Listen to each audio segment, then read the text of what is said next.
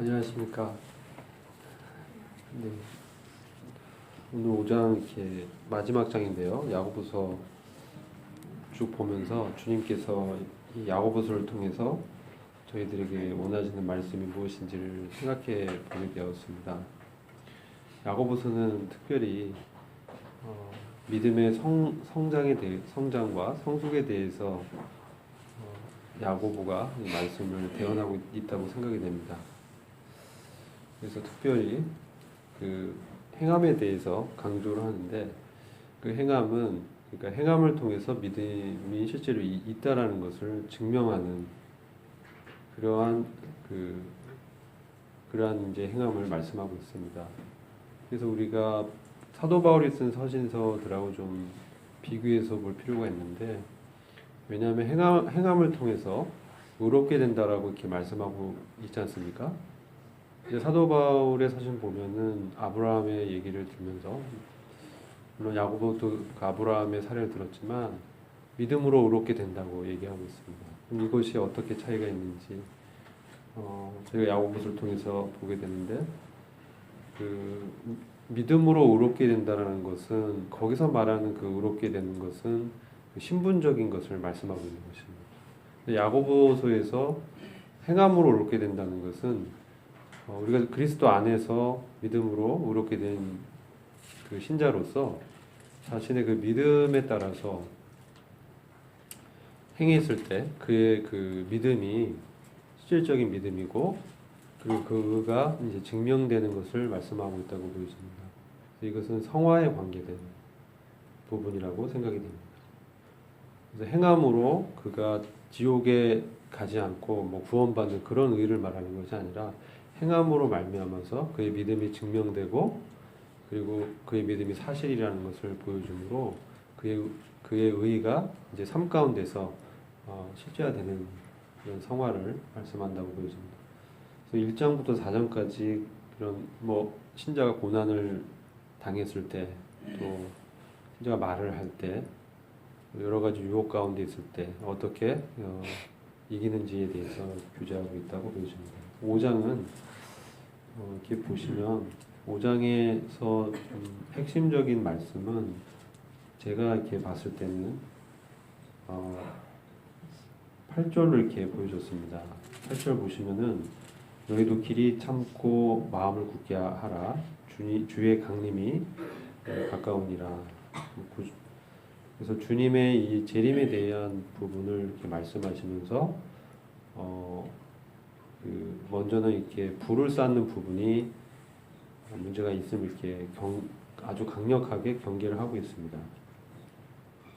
그리고 어떻게 우리가 참을 수 있는지에 대해서 말씀하고, 또 원망하지 말아야 될 이유에 대해서도 주님의 재림에 대해서 말씀하시면서 서로 원망하지 말 것을 이렇게 권면하는 것을 보게 됩니다. 1절을 보시면 이 부자들에 대해서 아주 강하게 어떻게 보면 탄핵이죠. 탄핵을 이렇게 하고 있는 것을 보는데, 그 말세 때에 이 재물을 쌓은 부분에 대해서 그 죄를 이제 지적하고 있는 것입니다. 부자가 되는 게 죄가 아니라, 주의 깊게 보시면 이 재물을 그 주님의 나라와 주님의 의를 위해서 쓰지 않고 자기 사리사욕을 위해서 이 저장하는 부분이 잘못됐다는 것을 이렇게 말씀하고 있는 것입니다.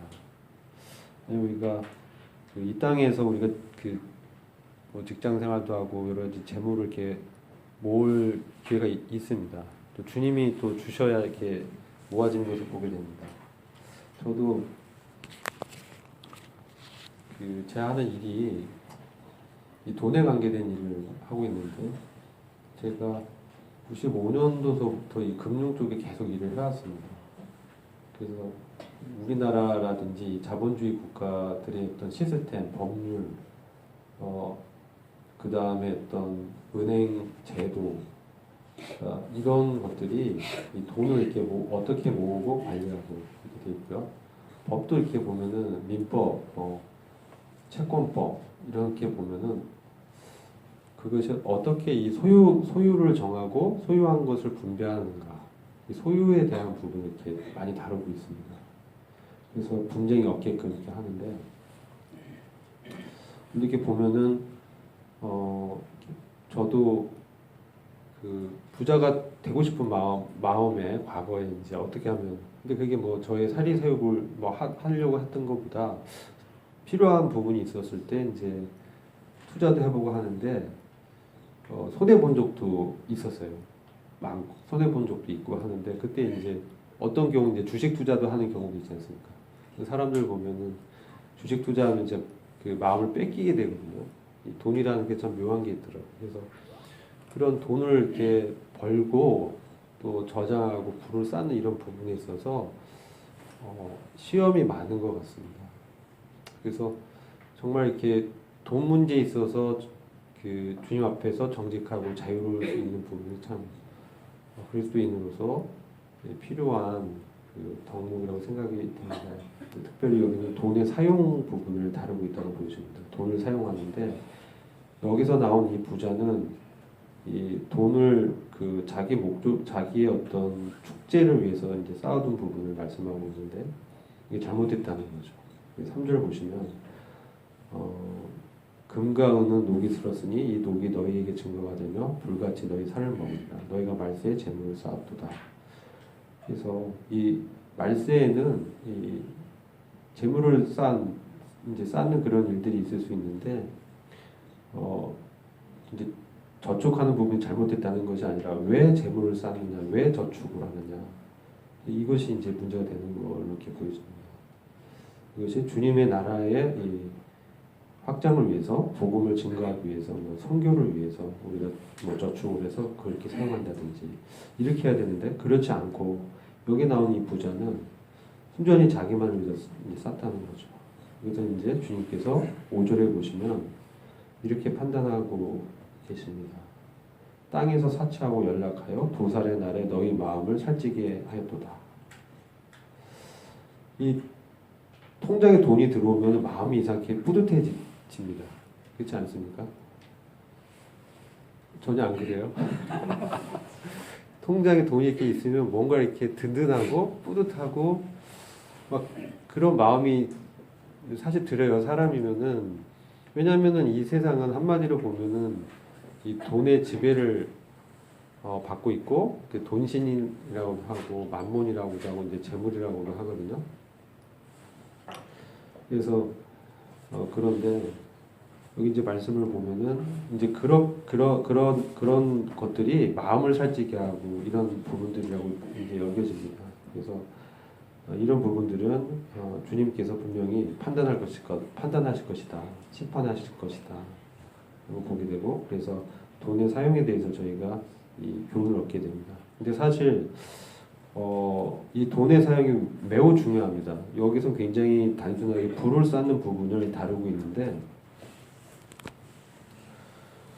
성경에 굉장히 많은 부분에 있어서 이 청지기의 어떤 청지기로서의 어떤 관리 의무를 많이 다루고 있습니다. 그래서 주님이 주신 돈도 이제 제 거가 아니라 사실 주님 맡긴 것이고, 주님이 주신 부도 맡긴 거죠. 주님이 위임한 것입니다. 그래서 주님이 위임한 이 재물을 어떻게 사용하는가, 이런 이제 비유들도 많이 나오고요. 성경에 보면은. 그래서 이 돈을 사용하는 부분에 있어서 정말 이렇게 지혜가 필요하고, 함부로 이제 헛되게 사용하는 부분은 문제가 있다라고 이렇게 보여주는 겁니다. 여기는 간단하게 다뤘지만은 사실 이게 굉장히 중요한 부분이라는 생각이 되어졌고요. 이제 6절 보시면요. 6절. 한 가지 이제 경륜적으로 한 가지 말씀드릴 부분은 말세의 재물을 쌓고 도살의 날에 너의 마음을 살찌게 하였다, 이렇게 말씀하고 있지 않습니까? 야고보서를 이제 쓰는 이 시대적인 배경이 제가 좀 찾아보니까 시대적 배경이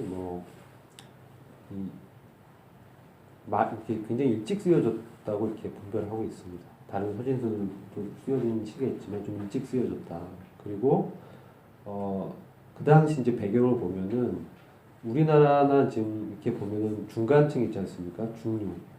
중류층, 중산층이라고도 하는데, 이때 당시는 이제 부가 이렇게 굉장히 부자이거나 아니면 굉장히 가난하거나 종이거나 이게 굉장히 어떤 계층이 나뉘었던 때라는 거죠.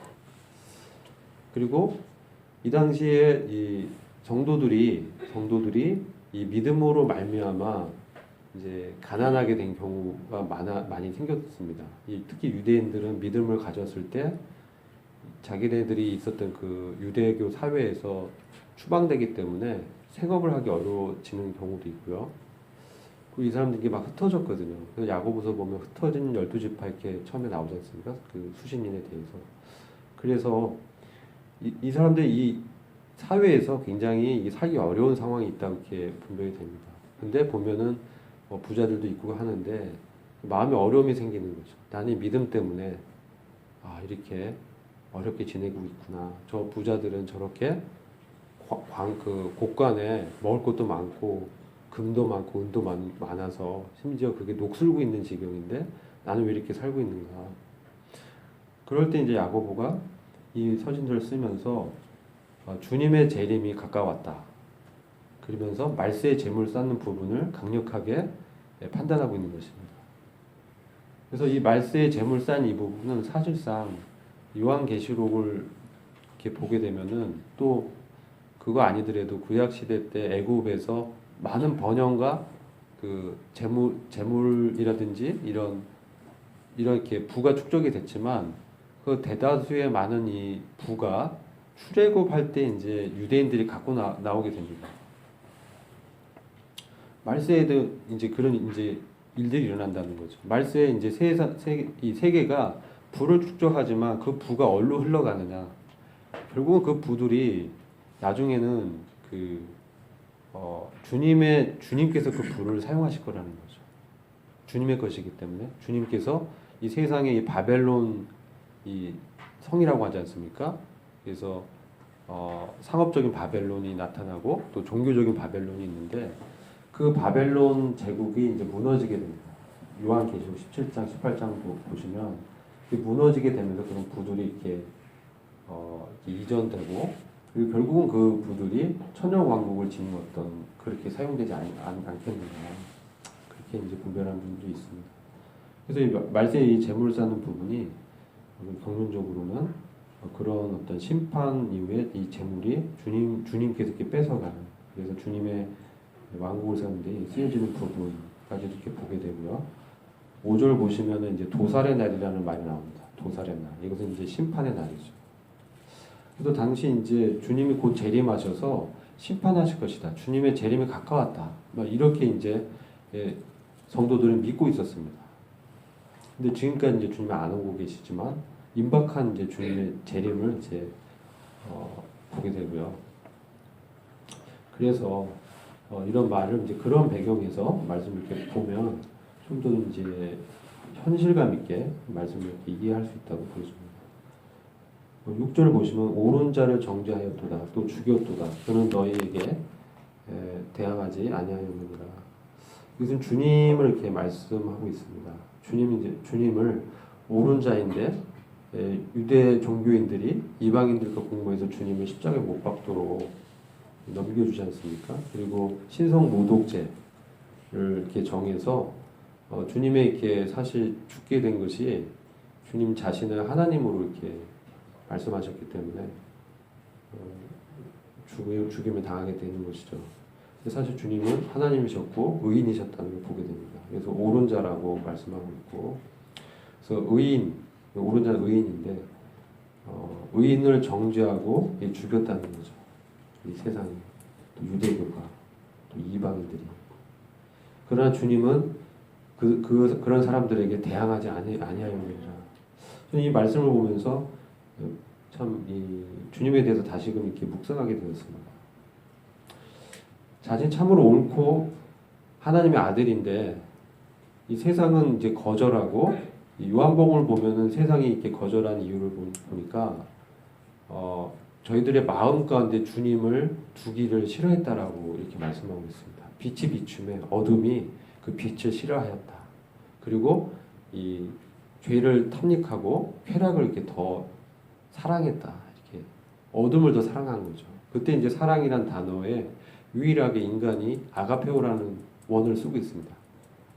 그러니까 이 죄를 사랑하는 것은 하나님의 사랑에 쓰이는 그 단어가 쓰였다는 거예요. 사람들이 어둠을 좋아하고 죄를 사랑하는 그 죄의 속성을 이렇게 보게 되는데, 그래서 주님께서 그런 그 자기 백성들에게 이제 거절 당하시면서도 대항하지 아니하였다, 이렇게 보게 됩니다. 주님의 이 절제, 그리고 주님께서 이 고난 당하실 때 얼마나 인내하셨는가, 이것을 생각하게 되었어요. 사실적으로도 이제 역사적으로도 그랬고, 주님이 이제 요한복음 보면은 분명히 그 잡히실 때 정황이라고 봤을 때 주님 다 알고 계셨거든요. 그런 사실을 예언하셨고, 그런데도 그것을 이제 담대하게 그 고난에 이렇게 들어가는 것을 이렇게 보게 됩니다. 그래서 주님을 믿는 우리들에게 주님과 같이 되게 하시고자, 주님의 생명을 나눠주시고자, 그래서 우리가 주님과 같이 살게 하시려고 하는 그런 이제 구원의 목적을 이루시기 위해서 하셨는데, 이 대항하지 아니하였다는 말씀을 이렇게 보게 될 때 오늘날에 이제 사는 저희들에게도, 제게도 이 교훈이 되는 것을 이렇게 생각하게 돼요. 이 대항하지 않기 어렵거든요. 사람들은 자기가 알고 있는, 저 같은 경우도 내가 알고 있는 어떤 지식이라, 남들이 이렇게 저를 공격할 때, 또 몰아쳐서 불이익을 이렇게 끼치게 할 때, 그리고 믿음으로 인해서 소외당할 때 굉장히 이제 속상하고, 내가 왜 이렇게 이제 지내야 되는가라는 생각도 이제 들기도 합니다. 그럴 때 이제 주님을 이렇게 묵상하게 되는 거죠. 그러면서 대항하지 않으신 주님을 이렇게 흉내내려고도 해봤어요. 근데 처음에는 그게 이제 되는 것 같았었는데 나중에 바닥이 드러나더라고요. 어느 순간 제 어떤 한계에 도달했을 때 폭발하거나 그로 인해서 어려움을 이렇게 끼치게 되는 거예요. 그러면서 제 자신이 얼마나 부족한 자인가, 대항할 수 없는 자라는 거죠. 나의 옳음을 입증하려고 하고 어떤 종교적인 어떤 열심을 보이긴 하지만, 그것은 정말 주님의 이 대항하지 아니한 하나님의 아들로서 적극적으로 그 상황을 이기신 그 주님을 나의 종교적 열심으로는 도저히 못 이뤘습니다. 이 마음 가운데 이제 쓴뿌리가 있는데 참는 거죠. 그러다가 이제 제가 이제 깨닫게 된 것은, 제가 대항할 수 없다는 것을 알게 됐고, 주님 앞에 이 문제를 이제 내려놓게 됐어요. 그리고 주님께서 온 세상을 사랑하셔서 십자가에서 죽으셨다고 말씀하고 있는데, 고린도서를 이렇게 보게 되면은 온 세상을 구원하기 위해서 주님이 이렇게 죽으신 것처럼 사도 바울도 이방인들을 전도하기 위해서 굉장히 많은 희생을 이제 감수했다는 것을 보게 됩니다. 이제 그런 것들을 이렇게 생각하게 되면서, 오늘날 이제 그리스도인으로서 성도로서 어떻게 그럼 이런 대항하지 않는 삶을 실천할 수 있을까? 실질적으로 믿음의 이제 실천의 부분을 생각하게 되는데, 저는 이제 이게 뭐 메시지를 전하는 게 아니라 교제하는 시간이기 때문에 하나를 말씀드리는 겁니다. 이런 상황이 이렇게 닥쳤을 때, 저의 예를 들어 봉급이 삭감 당하거나 구조조정 당하거나, 아니면 이제 제가 양보해야 될 상황이 일어나거나 했을 때 어떻게 해야 되는가. 근데 그걸 통해서, 그런 희생과 양보를 통해서 상대방이 유익을 얻을 수 있다면 그것은 구원을 위한 것이라는 것을 깨닫게 됐어요. 그렇게 되고, 그 다음에 그런 상황에서 주님께서 그 대항하지 아니하였다는 이 말씀이 어떤 의미인지를 경험하게 되는 거죠. 그러니까 주님께서는 죄인들을 위해서 죽으셨지 않습니까? 우리가 죄인 되었을 때 경건치 아니하는 자를 위해서 주님이 이제 죽으신 거잖아요. 그래서 그들의 구원을 위해서 그런 것처럼 저희들도 다른 사람들이 우리를 불이익을 주거나 어렵게 했을 때 대항하지 않는 그 주님과 한밤이 되었을 때, 그런 부분을 놓고 기도했을 때 그 사람을 이해하게 됐어요. 그리고 그 세상 사람들, 믿지 않는 사람들의 그런 그 태도라든지 생각이라든지 이런 것은 우리가 익히 잘 알고 있지 않습니까? 그거에 대해서 불평불만하거나 저항하거나 이렇게 할 필요가 없다는 걸 이제 알게 되었어요. 그래가지고 그런 상황이 있을 때 기도하고 주님께서 이제 제 마음을 좀 다뤄주시기를 이렇게 기대했습니다. 그럴 때 알지 못할 어떤 능력이 제 안에서 그 사람을 받게 하는 것을 실질적으로 경험하게 됐어요. 그래서 이제 그 사람을 받게 하니까 그 사람이 이제 불쌍해지는 거죠. 기도하게 되는 거죠. 그 사람 구원을 위해서. 구원을 위해서 기도하니까 다 용납이 되고 이해가 되고 불이 이걸 수용할 수 있게 됐어요. 그러면서 제가 깨달은 게 주님이 대항하지 않았다는 말씀의 의미를 알게 됐어요. 그러니까 저희가 이제 일상생활에서 만나는 모든 사람과 관계에서 이방인들, 구원받지 않은 사람들 위해서 어떻게 우리가 이 말씀을 실천할 수 있을까? 그것은 그 사람들의 때문에 불평불만할 필요도 없고 그 사람들 구원을 위해서 기도하는 것이라는 걸 이제 알게 하시고 그것을 이제 주님이 대항하지 않았다는 말씀을 적용하는 정말 이렇게 그 귀한 시간이 됐어요. 참 감사가 됐습니다. 사실 저는 개인적으로 굉장히 손해를 봤는데 그런 경험이 이제 하게 되지 이 말씀을 이제 이해하게 됐습니다. 그렇다고 제가 완전히 100% 이것을 다 하는 건 아니지만 부족한 상황에서 제 상황에 맞게끔 제 믿음의 분량만큼 기도하고 그 사람을 이제 받는. 그래서 주님을 그때 이제 더 깊이 알게 될 수 있었어요. 그래서 이 대항하지 않는다라는 의미가 참 우리에게 실제적으로 필요하다 하는 생각이 들고요. 그리고 이제 7절 8절 보시면 주님이 재림하실 때까지 이 기다리는 마음 이것이 중요하더라고요. 그래서 이 농부의 마음도 있고 이른 비와 늦은 비를 기다리는 이 농부의 마음처럼 주님이 오시면 열매를 이렇게 얻게 되리라는 이런 소망을 생각하게 됐습니다. 우리가 이 세상에서 그리스도인으로 살아간다는 게 정말 이렇게 녹록지 않더라고요. 어떤 분들은 쉽고 편하게 이렇게 된다고 하는 분도 있지만 저 같은 경우는 그렇지 않은 경우가 더 많았다는 것을 보게 돼요. 그런데도 불구하고 보면 주님이 강림하시기까지 형제들아 길이 참으라 이렇게 말씀하고 있습니다. 그리고 너희도 농부가 이렇게 참는 것처럼 길이 참고 마음을 굳게 하라. 왜 그러냐는 거죠. 왜 우리가 길이 참고 마음을 굳게 하라고 이렇게 권면을 하고 있느냐. 그것은 주님께서 오셔서 주님의 그 공의로 심판하신다는 것입니다. 그래서 우리가 길이 참고 마음을 굳게 하라는 이 권면을 받을 수 있습니다. 주님이 오시지 않는다면은 이러한 이 부당한 상황과 어려움이 정말 계속 진행된다면 정말 이건 소망이 없는 거예요. 근데 주님이 오셔서 우리 성도를 위해서 그것을 다 계산해 준다는 거예요. 일일이 다 계산하고 그래서 그 고린도전서 4장을 보시면 말씀 있지 않습니까? 우리가 3장에서 고린도전서 3장에서 그리스도의 심판대에 대해서 언급하면서 고린도전서 4장으로 이렇게 넘어가면 비판하지 말 것을 이렇게 말씀합니다. 저는 그 말씀을 기억이 났어요. 이 9절 말씀을 보면서 형제들아 서로 원망하지 말라. 그리하여 심판을 면하리라. 보라 심판자가 문 밖에 서 계시니라. 우리가 때로 막 원망할 수 있어요. 서로 불평할 수 있습니다. 그럴 수 있거든요. 내가 생각하고 있는 어떤 기준과 의의가 있고 판단의 어떤 이 가치관이 있는 거예요.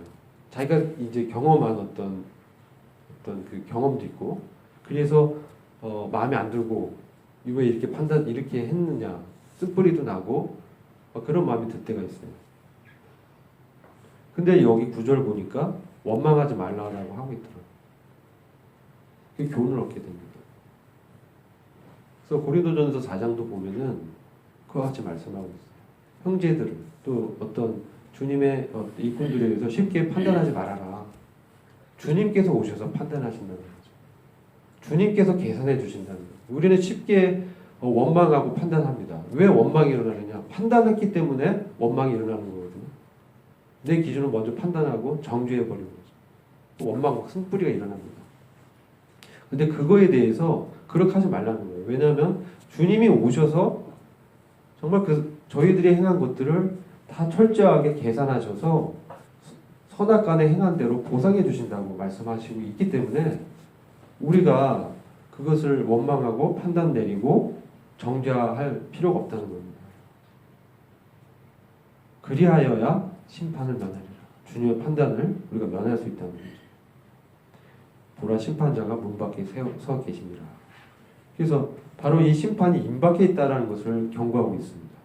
우리가 지금은 마치 내일은 오늘처럼 일어나서 그냥 시간이 지날 거야라고 생각할 수 있는데 그렇지 않다는 거예요. 어느 순간에 주님이 오신다는 거죠. 요즘 들어 이와 같이 주님의 재림이 임박했다라는 것을 생각하는 이런 사건들이 너무나 많이 일어나는 것을 이렇게 보게 됩니다. 이상하게 요즘 근처에 이 지진이 많이 일어나고 있습니다. 우리 이웃의 나라들. 근데 그걸 보면은 분명히 성경에서 징조에 대해서 말씀하고 있거든요. 그래서 저희들에게 주님이 정확한 시와 그 때에 대해서는 우리가 알 수 없지만 이 징조를 통해서 주님의 임박을 미리 짐작할 수 있다라고 할 수 있지 않습니까? 그래서 지금 많이 가까웠다고 분별이 됩니다. 그리고 요즘 보면은 스마트 카드 또 신용카드가 이제 몸에 이렇게 이식되는 거 그리고 혈관이라든지 인체에 조그만 어떤 그런 칩을 넣어가지고 모든 정보를 통제할 수 있는 수단이 이미 다 개발돼 있고 상용화할 수 있는 기술이 이미 나왔다는 거죠. 그리고 어떤 영역에서는 이제 그래서 실행하고 있는 이런 것들. 그래서 세계 정부가 들어서 이런 준비가 다 마쳐졌다. 정말 심판자이신 주님이 심판하기 전에 교회를 데려가시기 위해서 오실 날이 정말 가까웠다는 것을 이렇게 보게 됩니다. 어쩌면 내일일 수도 있어요. 그러나 알 수가 없어요. 그래서 이제 이 말씀을 보면서 더욱 우리가 원망하지 말고 오히려 받고 10절처럼 받고 형제들아 주의 이름으로 말한 선지자들로 고난과 오래 참음에 본을 삼으라. 이렇게 인내할 것을 말씀하고 있습니다. 11절 보시면 보라 인내하는 자를 우리가 복되다 하나니 너희가 욥의 인내를 들었고 주께서 주신 결말을 보았거냐 주는 가장 자비하시고 긍휼히 여기시는 자니라. 그래서 이 욥의 이제 예를 들면서 인내가 얼마나 복된지를 이렇게 말씀하고 있습니다. 그리고 욥이 그런 환난과 시험 가운데서 정말 막 자기 의로 막 견뎌내잖아요. 그러다 나중에 바닥이 드러나긴 하지만 견뎠어요. 견디고 정말 욥처럼 이렇게 견디라고 하면 아무도 못 견뎠을 것 같아요. 근데 욥은 참 인내를 잘하는 사람이었던 것 같습니다. 견디면서 결국 하나님을 대면하게 됩니다. 그러니까 인내를 하는 이런 목적에 대해서 우리가 시험 당할 때 왜 인내를 하느냐 이거 생각해 볼 필요가 있다고 생각이 됩니다. 우리가 어떨 때는 애매히 고난 받을 때도 있고요. 어떤 정말 저희가 죄 때문에 고난 받을 때도 있어요. 근데 그 가운데 그것을 고난이나 시험을 당했을 때 참으면서 주님 앞에 더 나아갈 수 있는 기회가 되는 것을 이제 경험하게 됩니다. 그래서 그 가운데서 주님을 만나게 되고 주님의 어떤 자비하심 또 은혜로우심을 경험하게 됩니다. 그리고 욥에게 주신 결말을 보면 욥에게 이전보다 2배의 복을 주십니다. 2배의 복을 주셨어요. 물질적인 축복을 우리가 받자고 하는 것이 아니라 주님에 대해서 이렇게 기억하게 되는 거예요. 요셉이 그가 애굽에서 총리 대신이 되지 않습니까? 고난을 통과한 다음에. 근데 요셉을 보면은 유대 12지파 중에서 요셉이 2지파의 몫을 차지합니다. 그게 우연이라고 저는 생각하지 않아요. 요셉이 장자권을 얻은 거예요. 유다는 통치의 그런 통치권을 얻었지만 요셉은 물질의 축복을 얻은 거예요. 그래서 실제 그 12지파 중에 2지파의 몫을 이렇게 차지하잖아요. 이런 것들이 이제 우리가 생각해 볼 측면이라고 이제 보아졌어요. 그래서 이제 인내를 왜 해야 되느냐? 그건 주님의 은혜로우심을 경험하는 통로가 되기 때문에 믿음이 필요하지 않습니까? 인내는 그렇게 보게 되고요. 그리고 이제 이 후반부 시간이 오래됐기 때문에 이제 좀 말씀을 정리하고 좀 후반부를 보시면 기도하는 부분이 나옵니다. 이게 굉장히 중요합니다. 여기 13절 이하에 보면은 고난당하는 자가 있느냐 기도할 것이요. 또 병든 자가 있을 때 또 여기는 이제 인도자를 청해서 기도를 이제 하는 부분이 있는데 믿음의 기도는 병든 자를 구원하리니 주께서 저를 일으키시리라. 혹시 죄를 범하였을지도 사하심 얻으리라. 그리고 이러므로 너희 죄를 서로 고하며 병 낫기 위를 위하여 서로 기도하라. 의인의 강구는 역사하는 힘이 많으리라. 저는 주님을 경험하고 우리가 시험에 이길 수 있는 유일한 것이 말씀과 기도라고 생각이 듭니다.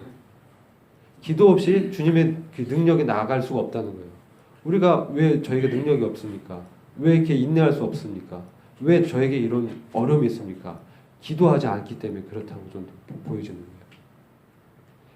물론 다른 목적도 있지만 기도했을 때 주님께 우리가 그걸 내려놓고 기도했을 때 실질적인 어려움을 이길 힘을 주시고 그것을 통과하게 하는 것을 경험하게 되거든요. 그러면서 그가 의인의 삶을 경험하는 거예요. 실제로 견디면서. 그래서 기도가 얼마나 중요한지 이렇게 보게 되고요. 그리고 마지막으로 이제 말씀드리고 싶은 거는 죄를 소로 고하며 병 낫기를 기도하면서 그게 의인의 강구라고 말씀하고 있습니다. 그러니까 의인은 죄가 없는 사람이 아니에요. 죄를 서로 고하는 게 의인입니다. 주님 앞에서 그 빛 가운데 교제할 수 있는 게 의인이라는 겁니다. 왜냐하면 내 의가 나에게 기초하지 않았기 때문에 그런 거예요. 나의 의는 정말 주님의 은혜로 그리스도 안에 있습니다. 그래서 그런 것들을 우리가 교제할 때, 가정 모임 가운데서 교제할 때 내가 연약함을 내려놓았을 때 우리가 판단하면 안 돼. 그냥 받고 함께 기도해 주는 겁니다. 그걸 견디고 이길 수 있도록.